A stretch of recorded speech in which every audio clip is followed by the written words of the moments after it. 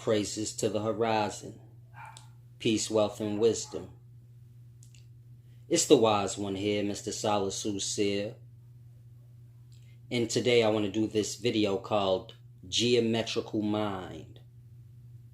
The brain is a mathematical equation. Now you have what is known as logarithmic spirals or equiangular spirals. Most of you guys probably are familiar with logarithmic spirals as being Fibonacci spirals or the 369 spirals. But in any event, you have logarithmic spirals or equiangular spirals. And what this is geometry. Now, when you're dealing with logarithmic spirals, they create spiral design patterns. These patterns create mathematical equations. And so, of course, when you're dealing with math, you're dealing with numbers, and all numbers have a letter equivalent, meaning it's interchangeable. When you're dealing with the alphabet, all of the letters have a numerical value. If you look at Arabic or ancient Hebrew, any culture, so the alphabet has a numeric value, meaning letters and numbers are interchangeable, they are one and the same. And this is why when you get into more complex math, so you see numbers. And so what I'm trying to get you guys to grasp is the different logarithmic patterns. Those squiggly lines, they are creating the equations. Now, of course, mathematical equations are sequences of numbers and letters because numbers and letters are interchangeable. And so it's the logarithmic patterns that's creating these sequences of numbers and letters. And this is what we call math. That's geometry in a nutshell. Now what I want you guys to grasp, meaning the point of me explaining to you logarithmic patterns and how they create mathematical equations, is because your physical brain is literally a sequence of logarithmic equations. Physically.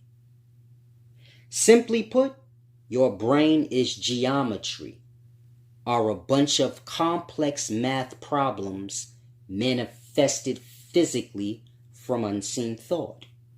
Now, I want you to think of whatever image you know of the brain to be. And think of the squiggly lines. All those many different squiggly lines, these are logarithmic equations, meaning those logarithmic patterns that the brain has. These are all equations. The brain is just logarithmic equations manifested physically. And so I want you guys to grasp the unseen mind. I'm not speaking of the brain, but I'm speaking of the unseen, unphysical mind, the conscious, the thought. This is what creates the physical brain. Each thought making for a logarithmic equation or pattern. And so your brain is like millions and billions of logarithmic patterns. All of those patterns are equations, mathematical equations. Letter and number sequences. Now I want you guys to grasp the unseen mind is what's creating that logarithmic brain and all of the sequences of equations you have. To give you an example, I teach you guys that thought produces substance. No different than air, meaning air manifests into cloud, then physical liquid water right before your eyes. This is conscious mind manifesting from the unseen, becoming visible. And so your thoughts within your body is no different. The thoughts produce substance the same way air manifests into water. The thought does the same, manifests into substance. Now, air consists of gases. And so, of course, I said thought and air are one and the same. Now, air consists of gases. And of course, gases are math equations, meaning H2O, R CO2. This is a math equation, meaning hydrogen plus oxygen.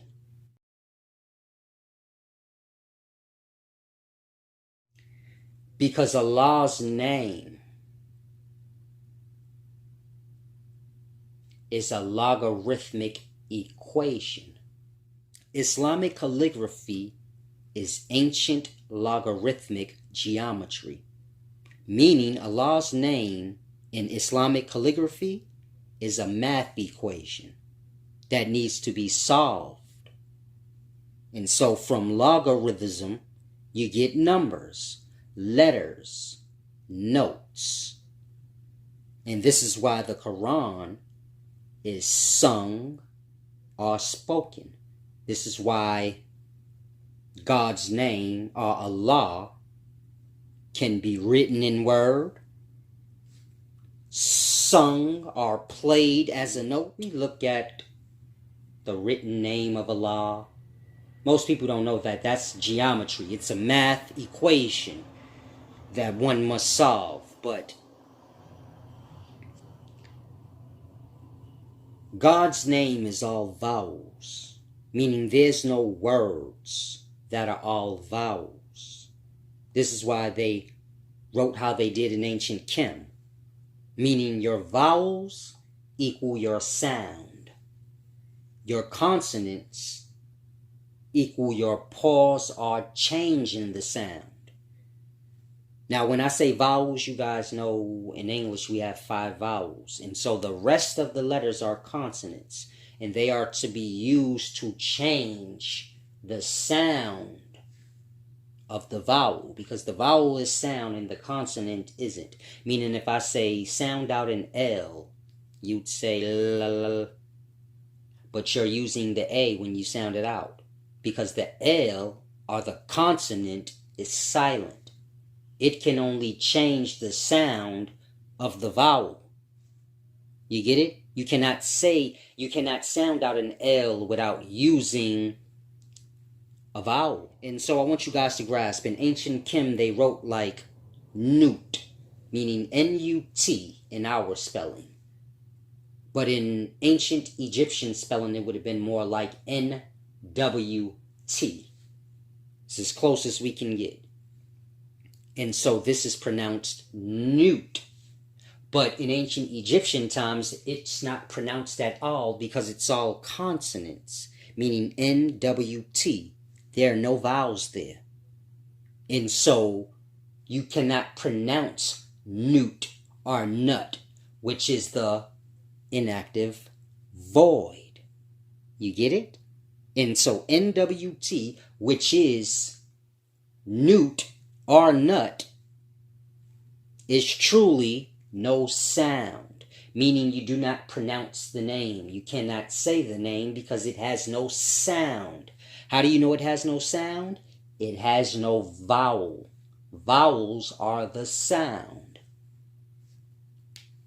Now, when you're dealing with he, which is right after newt, he is a little bit of sound. You get it? So you have no sound, which is NWT, all consonants. And then you have H-E-H, or H-H, like a breath. Not sound yet, but a breath. And then you have A-M-N, which is almond. The A, the vowel. You get the vowel or the full sound when you get the I'm pronouncing almond that way because that's how you would pronounce it in ancient Kim times. No different than in the Far East with O-M, Same thing.